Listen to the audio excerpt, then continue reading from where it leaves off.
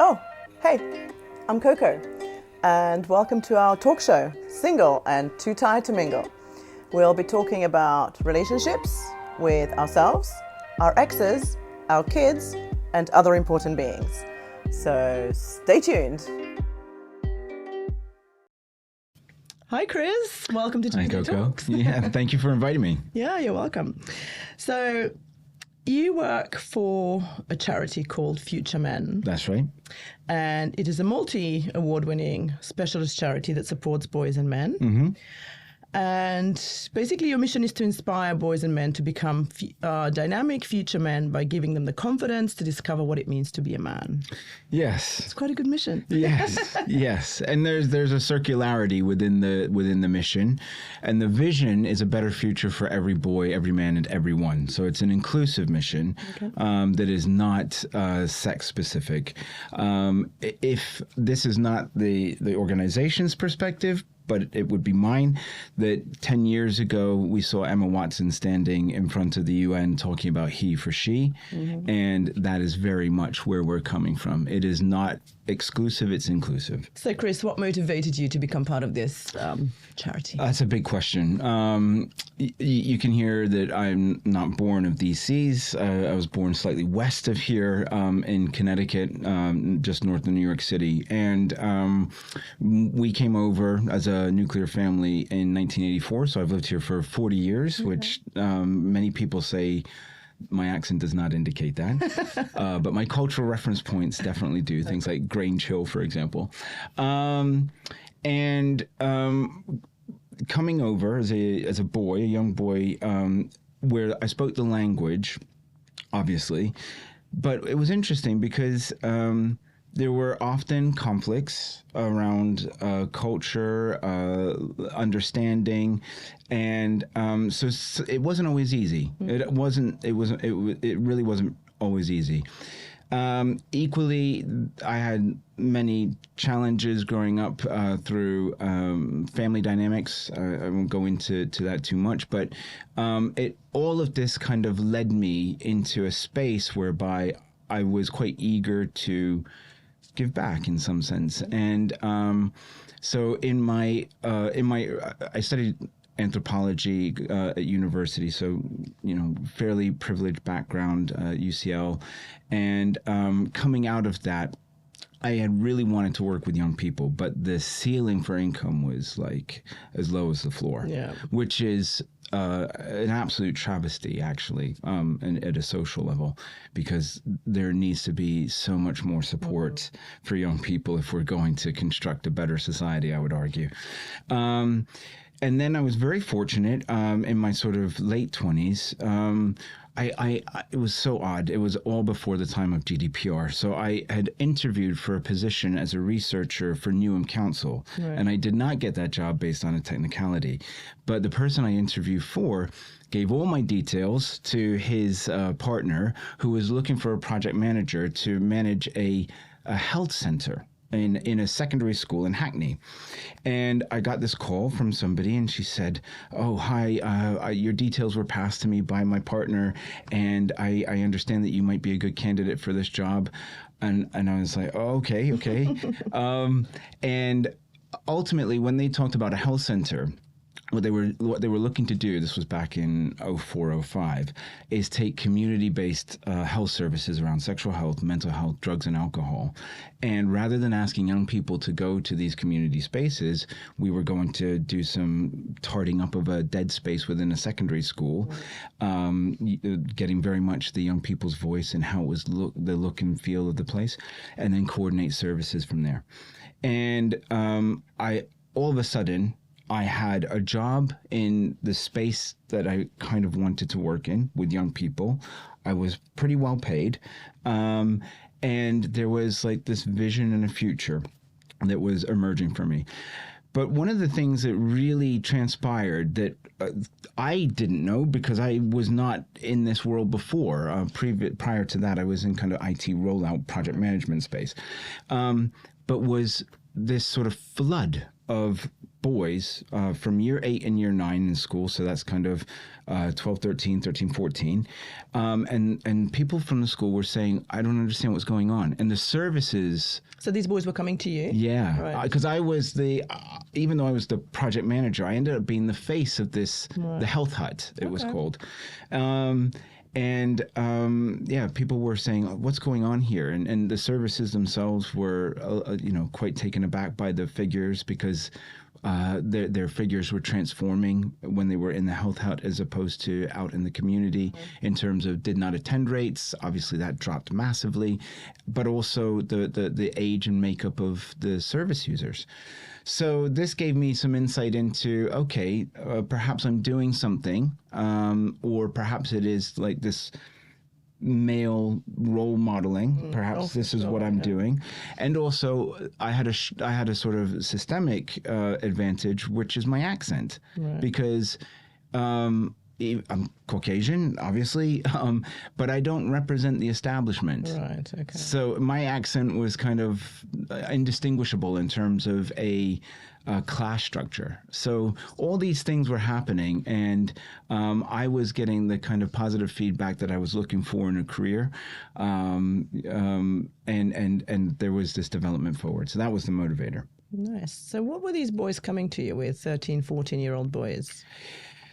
So some of it was safety. Okay. So there were a group of young boys that may not find themselves particularly well within the playground, for example, and the social pressures therein. Some of it was because... so this is now in London we're talking about. Yeah, right? East London, Hackney. Okay, yeah. And some of them were coming towards me because of my background and kind of a fascination with America.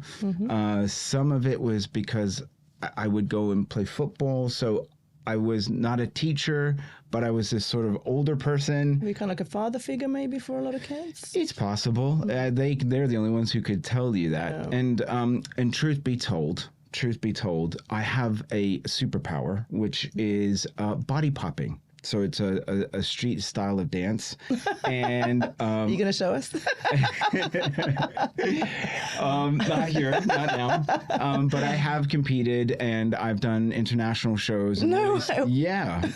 This is like a superpower. And all of these things are kind of those nonverbal communication pathways, which would put me in a position to be seen. Okay. And this created some intrigue, I think. So these boys and young men were coming towards me, and irrespective of their backgrounds. It didn't matter whether they were gang nominals, so people known to the criminal justice system, or young people who were kind of like more interested in just chatting or talking about modern art or whatever it was that they wanted to talk about. Okay, very interesting.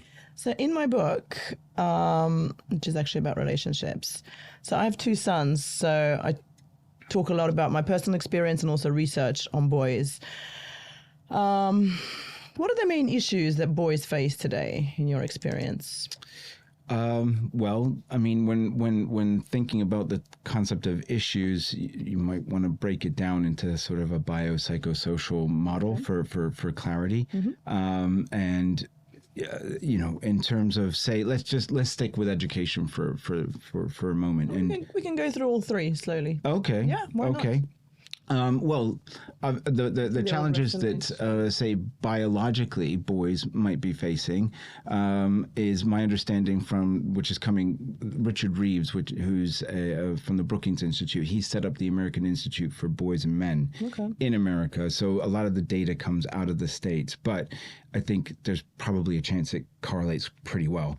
And he's talking about the sort of developmental delay of boys in terms of their prefrontal cortex development and the impact this is having in terms of... So is it comparing to girls or in general? Comparing to girls, yeah. Compared to girls.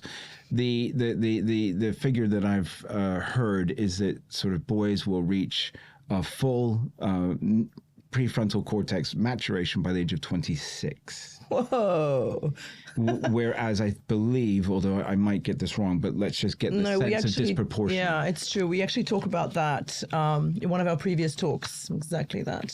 And I believe 20s. It's like 12 for girls or something. 12 for girls? So the disproportion is really significant.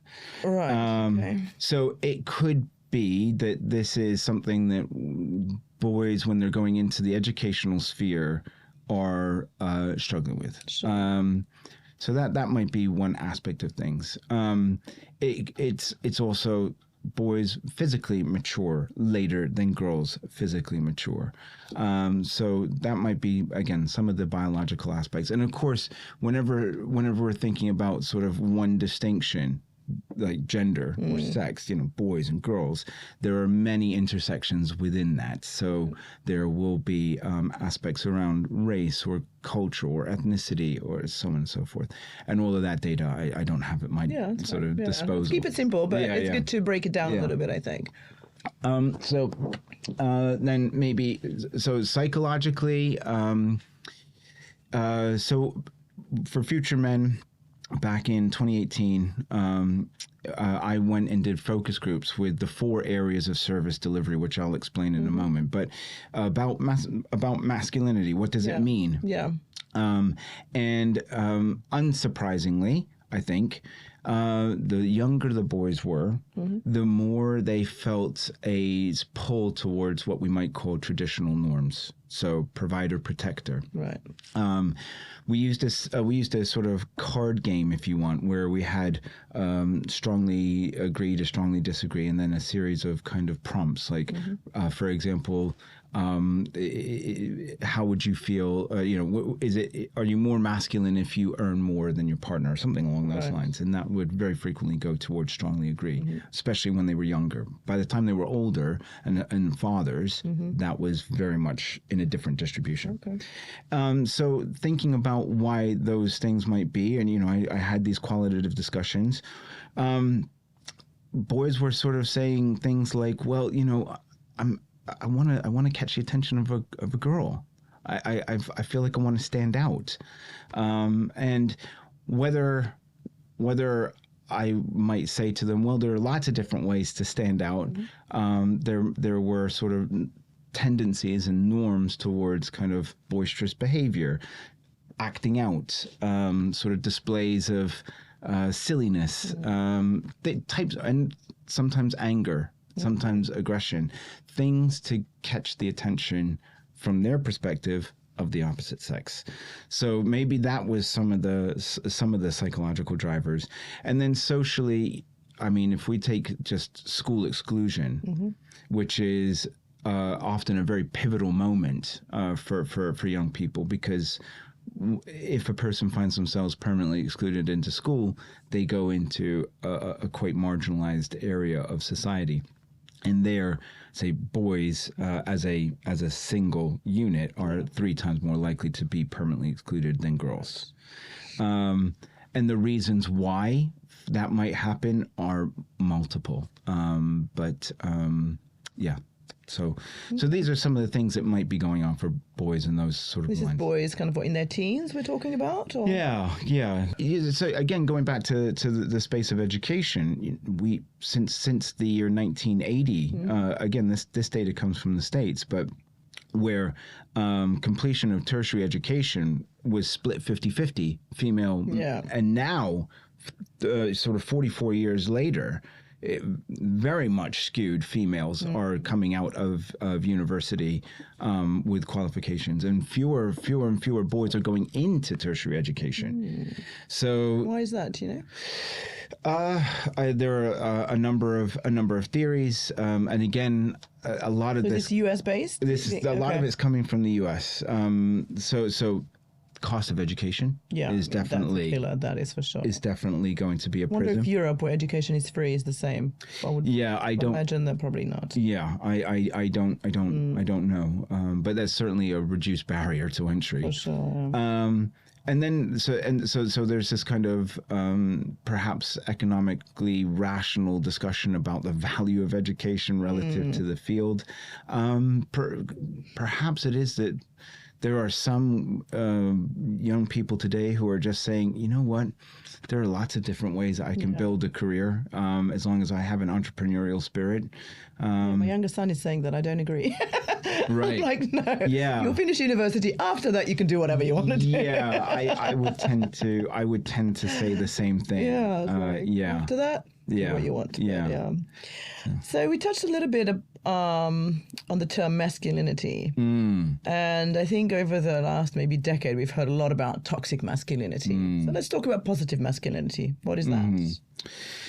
Well, let's before we get into that, let's address that elephant in the room about toxic masculinity. Okay. And it's a term that has been around since the early 90s. I think it was in 1992 that the term was first coined.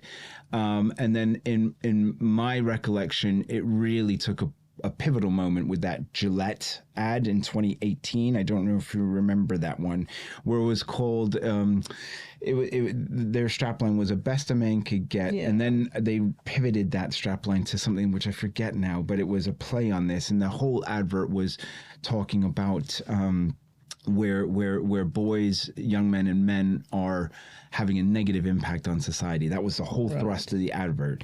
And then I recall very much that this term toxic masculinity, which had been around, but really mushroomed into the everyday parlance. And yet it's not something that is fully defined, and that's fine. These social terms will mean different things to different people, but I think they can mean both by males towards society and also within males, and sometimes from society towards males. And I think that there are these sort of three ways in which these outcomes can sort of manifest. And often when people talk about the outcomes, it refer to things like suicide rates, where men are highly overrepresented in terms of completed suicides, not necessarily in terms of suicidal ideation. Okay. I understand that women are twice as likely to experience suicidal ideation as men in the general pop. So there's some consideration about means of completed suicide.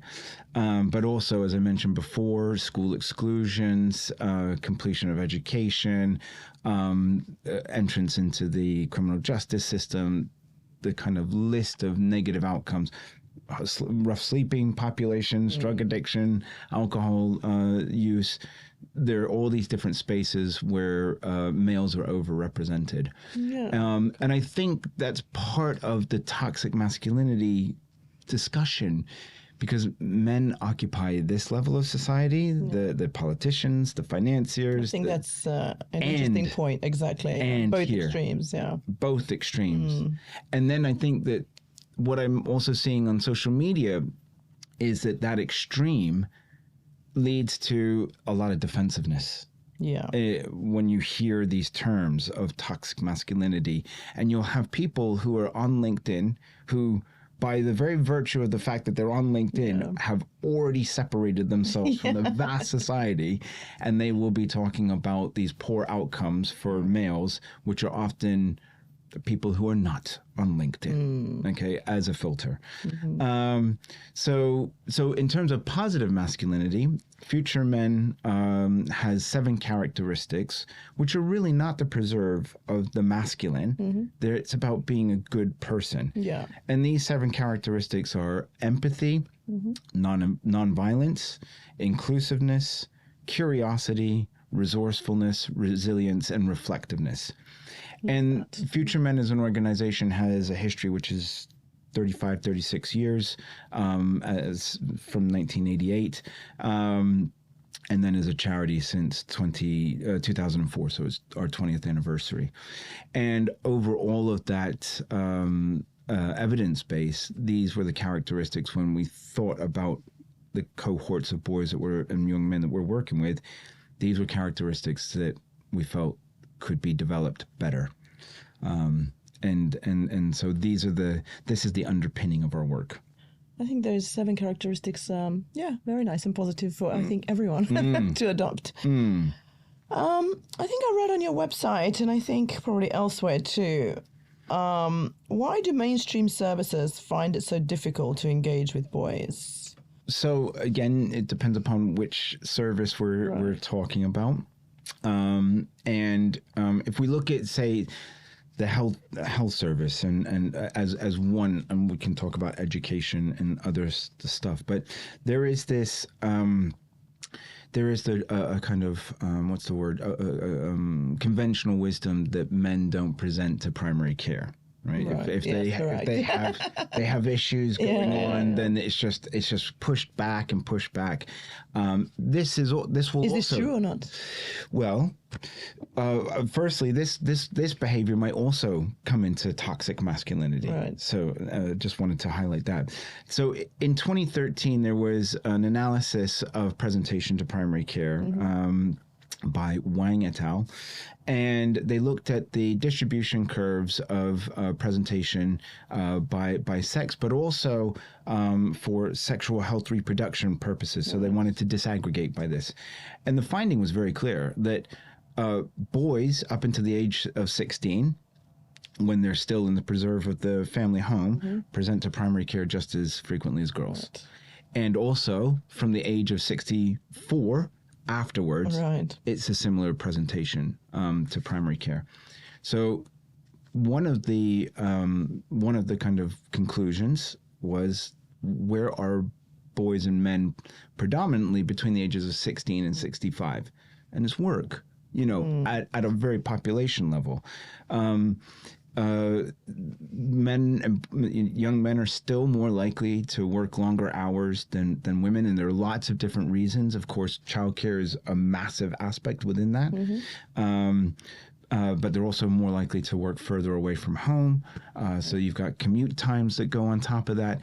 And so this is like kind of a barrier to access. So that aspect comes into play. I mentioned earlier that I have a background in working in schools, and I have seen firsthand how schools can sometimes err on the side of caution where there's an act of aggression and violence. I've also seen how schools can respond to acts of aggression and violence by girls, but it's not physical. Right. So there's kind of an immediacy aspect sometimes around the presentations. As a story, working in another secondary school in East London, there was an incident where two boys were kind of going at it. One boy was significantly bigger, significantly stronger than the other one. In the aftermath of everything, it might even be that the victim ultimately was the first perpetrator, and the person who, beat the living hell out of the other person.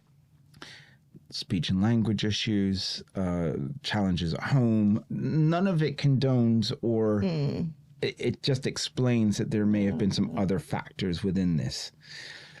And that boy was immediately and permanently excluded without sort of consideration.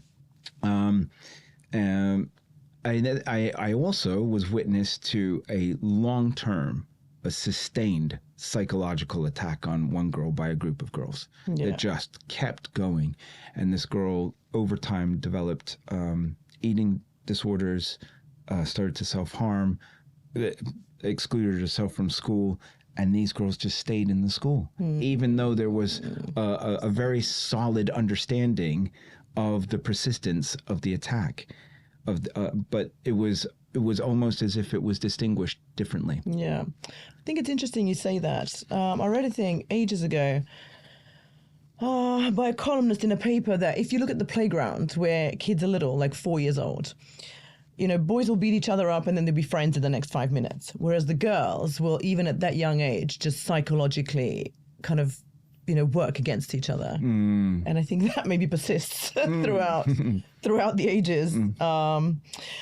So are you finding any similarities or patterns of the characteristics of boys that are struggling? I think the overarching challenge that many of our cohort face is deprivation. Right. So there is a metric that is publicly available called the Index of Multiple Deprivations, and this is it's an online database that you can go and have a look at your postcode, for example, and then it will give you a scale of 1 to 10, where 1 is the most deprived decile and 10 is the least deprived or most affluent. Right. 58% of the young people that we work with hold postcodes in the 3 most deprived deciles. Wow. And so this is a significant cohort within a group of about 1,300 young people that we work with over the course of a year at Future Men. And that is... That has so many ramifications. So during the pandemic, for example, we were supporting boys who were completing their GCSEs on their mother's phone using data because they didn't have the connectivity at home. As a form, I mean, that's a significant disadvantage, and of course, that disadvantage does not know sex. That will, if that boy has a sister, that sister will be facing the same disadvantages.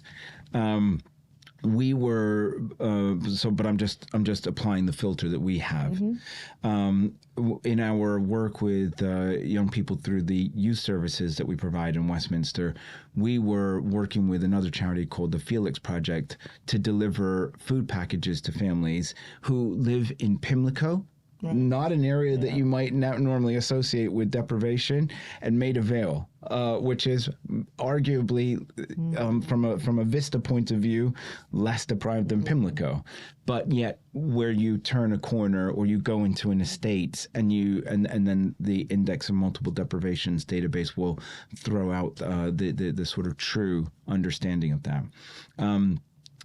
So deprivation. Race is a kind of a key feature of the young people that we're working with, but I'm not saying that race is the cause of the challenges that are faced.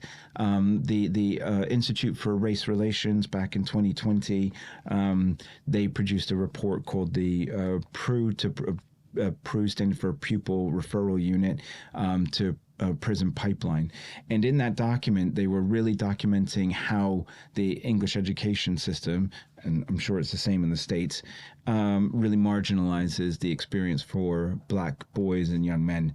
So they're talking about the teaching of history, for example, noting that there is Black History Month, but that within the curriculum, only about 12% of the curriculum highlighted the positive contributions that Black society of the African diaspora contribute to the UK, and the impact that has in terms of social modeling and the sort of whilst there is 15% of the overall UK population is of global majority ethnic background, something like less than 1% of senior leaders in school are from those backgrounds. Yeah. So where does that work? And what are the structural and systemic racial barriers that some boys and young men face? And we see that through our cohort. Speech and language is another kind of barrier that we see that some of the boys that we work with are facing. Adverse childhood experiences, that's another thing that we see very frequently. And again, I don't want to say that this is the preserve of young boys and men, and that girls and young women are not experiencing this. It's just that these are things that we face and we're working with again and again. Okay. And with these kind of marginalized, let's say, or struggling boys and men, do you talk about relationships at all? We talk about relationships. So we run a program through the work we deliver in schools, and we support the transition from primary to secondary school, which is often a challenging transition, but also in the transition of early adolescence, so years 7, 8, and 9. And we run a program called the Boys Development Program, and we talk about, and the objective of the program is to support attachment to education. So we're not attendance officers. We're not knocking on doors at 7 a.m. and frog marching boys to school. We're not attainment sort of tutors, specialists. Yeah.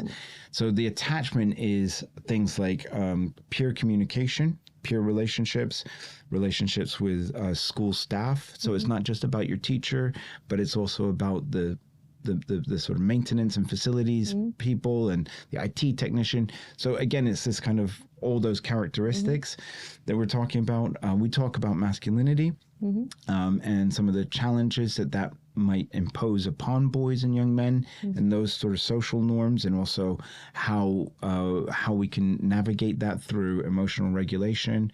We talk about communication. So relationships in a very broad sense, not necessarily about partnership relationships. No, we're not. That's not our field of expertise. That's more in the realm of PSHE or RSHE, relationship, sex, and health education that's delivered through schools. Of course, within any interaction, on an individual basis, those conversations will come up, and very much in terms of our work with fathers. So our work with fathers is our broadest area of work. So I was going to say, what is the age range that you're...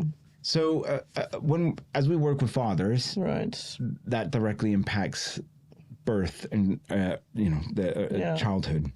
But in terms of registered sort of service users who we work with individually, it's 8 to 19 or 25 with additional needs.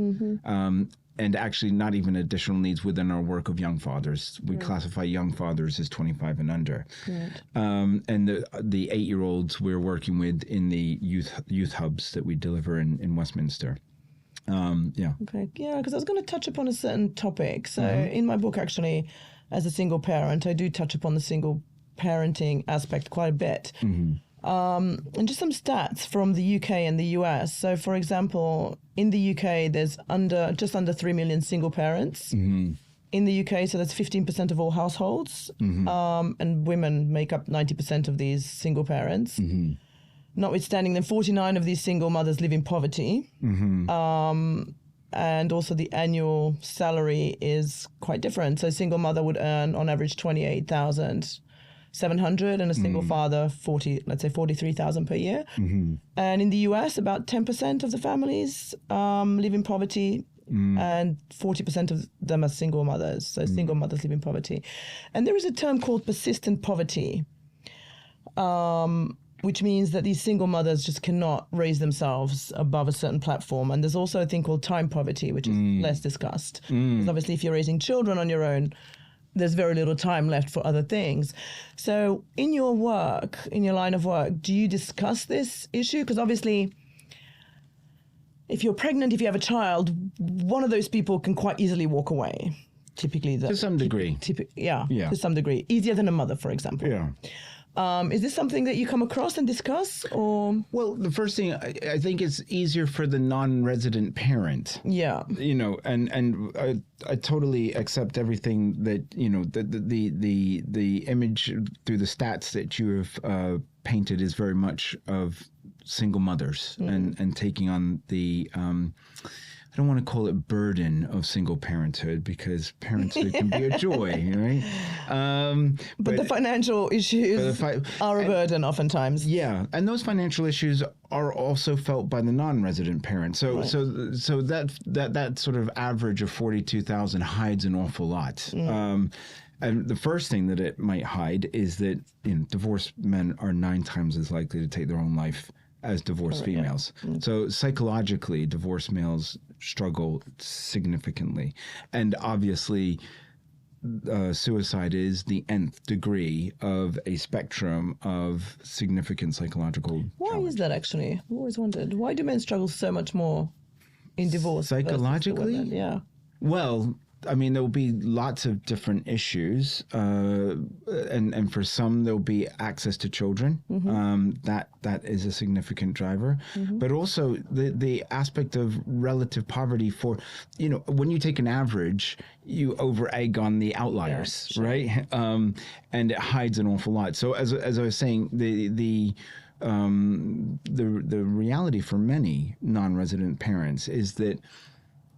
And this was all sort of featured by the DWP. They did some deep analysis on child maintenance, that fathers or non-resident parents are financially better off if they never see their child. Right. So with housing costs being what they are, if, for example, you have 2 children and at that point, you certainly need another bedroom. And of course, there's all different manners. Like if your child is not the same sex as you certainly needed a separate bedroom. And even within what might be considered not even ideal, but just, sort of the norm, you would want a second bedroom for your child. For sure. But if you have 2 children and you want sort of multiple bedrooms, then actually you get into a point whereby you are better off financially not seeing your child and paying the maximum of child maintenance service, which is something that actually Future Men recently, through a report that was published by the Joseph Rowntree Foundation, that was talking about a minimum income standards. And we were working with an academic, and they were talking about how actually non-resident parents need to be thought of in a very different way. Okay. I think the overall perspective is for single parents, whether they're resident or non-resident, it's going to be a challenge. Yeah. So, and going back to your question about psychologically, so that you've got kind of potentially aspects of, it could be that they felt kicked out. Something like 7 in 10 divorces are initiated by females. Here in the UK and in the US. Yeah. So there might be something around that. There might be a reduced access to children, which could be extreme and like actually no access. But even in a kind of good or ideal standard, it's very rarely 50-50. Yeah. And actually, I don't know the statistics, but I would wonder what 50-50 looks like in reality. And where's the child in all of this? Where is the child trying to move their bags between these 2 spaces? And how close do they have to live to one another? I mean, I had a friend, and they shared the daughter every 2 weeks. So 2 weeks with one, 2 weeks, right? Which I thought was very bizarre for a child. And then when challenging, right? It's quite weird. She had to pack the bags, and where's her home at the end of the day? Right. And so when I was splitting up with my ex, we actually read up quite a bit of it, and the child needs to feel home somewhere. Right. So even if the non-residential parent sees them a little bit less, it's beneficial for the child to feel home. Right. Somewhere. That makes sense. Yeah. That makes total sense. 2 weeks and 2 weeks. I can't even... You know how it is when you go on a holiday and you come back with all the bags? That's my worst nightmare, unpacking. Yeah. Let alone I would have to do that every 2 weeks. Yeah, and it might not be a holiday in this. Yeah, there we go. No, I've heard of some situations, and I'm sure this is all changes over time. The age of the child will be quite a determinant around this. But I've heard of situations where it's like 3 days, 3 days, 4 days, 4 days, 3 days, and flip flopping. But I don't understand what the circumstances are that would permit that. Like next door neighbors, is this how that works? We used to live just down the road from each other. Right. We had about 5 houses in between. Okay. Which to any guy I was seeing was very distracting. I can imagine. It's just convenience. Yeah. Oh, the stories, man. Let's move on from that. Anyway. But just coming back to the concept, the aspect of fatherhood, and of course, it's when you're talking in generalizations, it's a bit like talking about men and women. Who is this men person? Who is this women person? Well, they're not one singular aspect at all.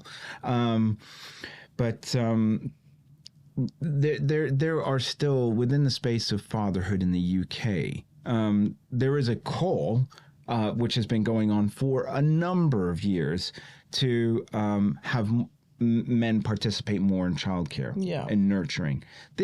And actually thinking about how that ties into masculinity, Future Men is very much of the mindset that engaging men early on to take as much of a caregiving role as they can.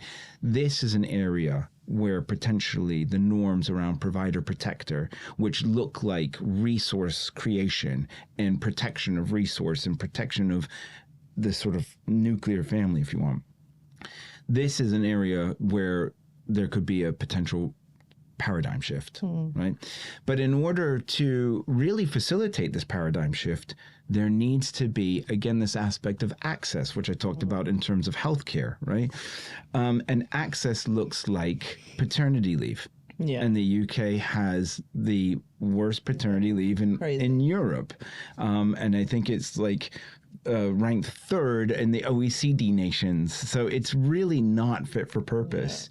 And even though we have shared parental leave, which came through in 2015 and allows for parents to decide how to allocate the first year, it's really a transfer of maternity leave by the mother to the father. So that's a barrier. It's kind of a take some of this and really, I think it's fair to say, and sort of ethnographic research says this, mothers do want to spend time bonding with their children. But you also have to. It's a biological need for the child. I might argue that. So I'm from Slovenia, so right. Europe has this. So we have 1 year full paid maternity, whatever you were earning when you were working. Okay, our taxes are slightly higher. We have 1 year full maternity leave. The father can take it as well for a certain amount of time. And then you have a kindergarten system where the child is 1 and they go into like a very nice system. And then the mother can go back to work. So here what I've experienced is that women come to work, I don't know, after 3 months, and then they have nannies taking care of the child. And how does the child even know who the parent is and bond properly with the child? So I find it here in the UK, it's very tough to have a child. And in America. In America, yeah, exactly. I'll write that about in the book as well. Yeah. Different countries. It's brutal. Yeah. Like 0 maternity leave. Yeah. Like, how is that possible? You've given birth to like a new human being. It doesn't. It honestly doesn't make sense. You have women crying at work because they can't. They can't handle it. No time to heal, like physically, psychologically. No, and that's you do have to question. Well, why are we doing this? Yes, very true. Very true. And what are the dynamics that lead to an inability to move it to a different space? It's a big question, right? So paternity leave, and there are many calls for extending paternity leave from 2 weeks to 6 weeks. Yeah. There are calls to go even further, but let's take the next best step, and also to actually finance this, because statutory paternity leave, which is like £147 a week, excludes so many people who are not earning good amounts of money, who can kind of take that hit. So where there is where a man's earning sort of 60K or more, the uptake of paternity leave is around the 85% mark. Right. And for those who are earning 20K or less, it's around 33%. Because you literally cannot afford it. Because, and at that point, there's this kind of economic rational discussion, I would imagine, that's happening internally. What's the best thing I can do for this child? Yeah. It's actually about creating the resources that are required, So that's one aspect. The fact that paternity is not a recognized protected characteristic in the Equality Act of 2010. And I hear some people call for actually not just paternity, but caring, because caring is obviously something that we might be doing for youngers, but we might be doing for olders as well. So that caring characteristic is one that's kind of has a sort of arc of travel. But the fact that paternity isn't, and therefore there are no protections in terms of employment law and discrimination. Although I do want to say that I've heard many stories that where mothers after birth are still sort of performance managed into a corner. I've heard other stories around a grievance after when a woman loses a baby, the miscarriage, I beg your pardon, that's the word I was looking for, that there's very little sympathy in those spaces.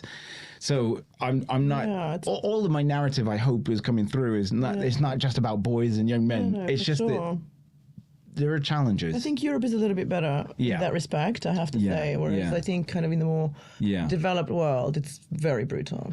Yeah. So, these are some of the policies that we are talking about in our advocacy space. We run an online meeting space called Agenda Dad through Future Men. And over this past year, we've talked about perinatal paternal mental health and mental health screenings, because at the moment, the legislation is that a father can only ask for a screening if their partner is in receipt of specialist mental health care. So the kind of hoops that have to be gone through in order for the male to receive a screening are quite significant, because in order for a mother to be in receipt of specialist care, they need to have gone through awareness and acknowledgement and action-oriented approach. They need to have a diagnosis. They need to have support. And then dad can be in receipt of a mental health screening. Now, of course, I also want to say that any individual can find the apps. They can go on the 1U campaign. They can talk to improving access to psychological therapy. So I don't want to suggest that there's no agency whatsoever. But there is this kind of exclusion within policy. And then birth registration is another area that we are currently tackling. Birth registration being having the father's name on the birth certificate. Now, this is one of these phenomenon that really doesn't occur that often. So it's about less than 5% of all birth certificates will not have the father on. But if a couple is not married or in a civil partnership, the mother de facto has parental responsibility and then has to allow the father to be on the certificate. So this is more one of an ethical conversation. Rather, as I say, it doesn't happen all that often, but there is an ethical framework that potentially needs to be discussed. And this is what we're discussing at the moment. So there are all these areas where fathers are being called on to do more. Yeah. And since the pandemic, the fathers have increased their contact time with children and are doing more practical care, more emotional nurturing. But if we really want to take the next step, it's great to say to fathers, hey, get on board, guys. But you also need to provide the structural resources in order to do that. I would argue. Yeah. Okay, that is true. It's quite funny that I have two boys, you have two girls. Yeah. So anytime anyone asks me about my children, when I say I have two boys, they're like, "Oh, must be so hard for you. How do you manage that?" And I'm like, "No, they're actually so sweet, and they're teenagers. Well, one isn't even a teenager anymore." What about when you say you have two girls? What's the reaction? So mine are younger. Mine are 12 and 14. But very frequently, and I live now in an area of Kent, and very frequently people will say, oh gosh, you're going to really struggle when they're like 16, 17, 18, and they're out there. And my response is, well, my work has kind of taken me into areas of statistical understanding, not analysis. That's beyond my pay grade. But whereby I kind of retort back, well, everybody's facing different challenges. Yeah. So it depends upon how we understand risk and which risks we're talking about. Right. So in the area of, say, a sexual assault or sort of sexism, I think it's fair to say that my girls are quite likely to experience that in a different way.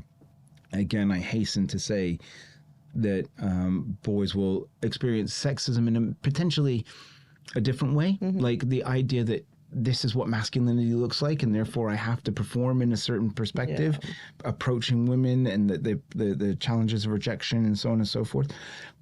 But that aside, I think it's fair to say that my girls may experience some challenges, and so I can have a discussion around that. But in terms of like grievous bodily harm or even like homicide, my children are far less likely to experience that, particularly when thinking about strangers. Right. They are more likely to experience risk from IPV, intimate partner violence. So I can now have a more nuanced discussion and not just be kind of single focused on this stuff. And it's interesting when I do say this, sometimes people will just like, what? Why are you going so deep on all this stuff? I think it's good. Why not? This is it's facts of life, right? Like, yeah. Why would you not discuss? Yeah, exactly. And to be honest, it's often crossed my mind, would I treat this differently if they were boys? Yeah.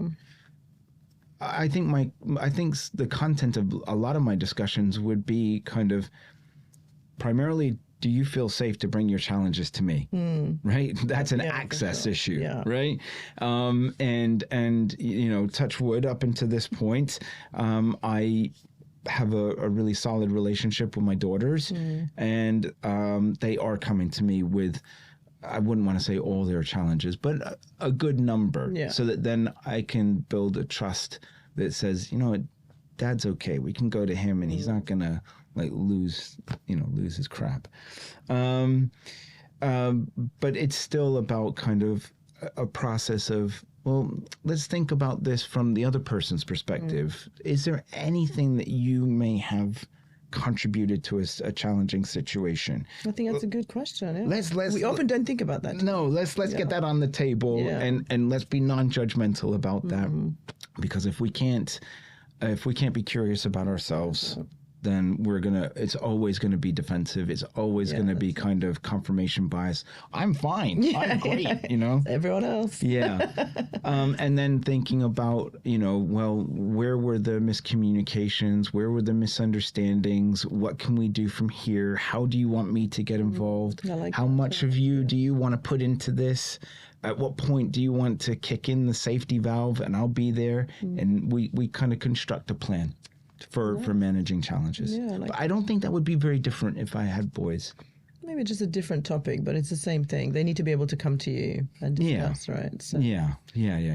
Okay, very interesting, Chris. Is there maybe like a key takeaway message that you would like to leave our viewers and listeners with today? I think the key, well, a couple of keys. Yep. Particularly around the discussion of gender relations, gender politics. Men are not one thing, nor women. There's always intersectionality within that.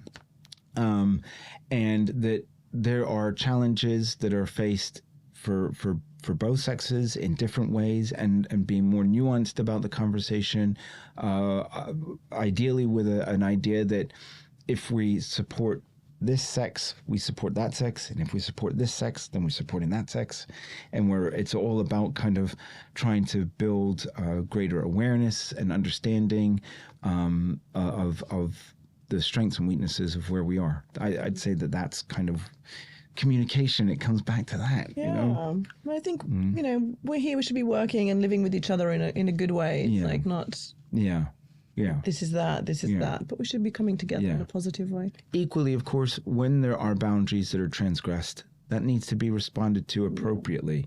And appropriate is an interesting conversation to have as well, to define what is the immediate stop, but what is the conversation thereafter. Right. And that can be difficult to have.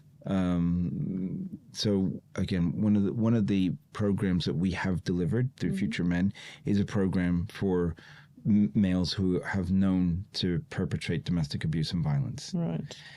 And really taking a kind of public health approach. Again, like, okay, acknowledge what you did, right? And now let's kind of unpack some of this. Not necessarily from a psychoanalysis or psychodynamic perspective, because that's not where we're at as an organization. We are a charity that's delivering services. We have very skilled practitioners, but we're not at that level. Yeah. But it's very much taking that kind of approach where we don't believe that the primary route into this world is to perpetrate an act of abuse or violence. And that there are stages, but there's also a hard stop. Okay. Thank you so much, Chris, for being my guest. Thank you. Thank you. Thanks. Thank you.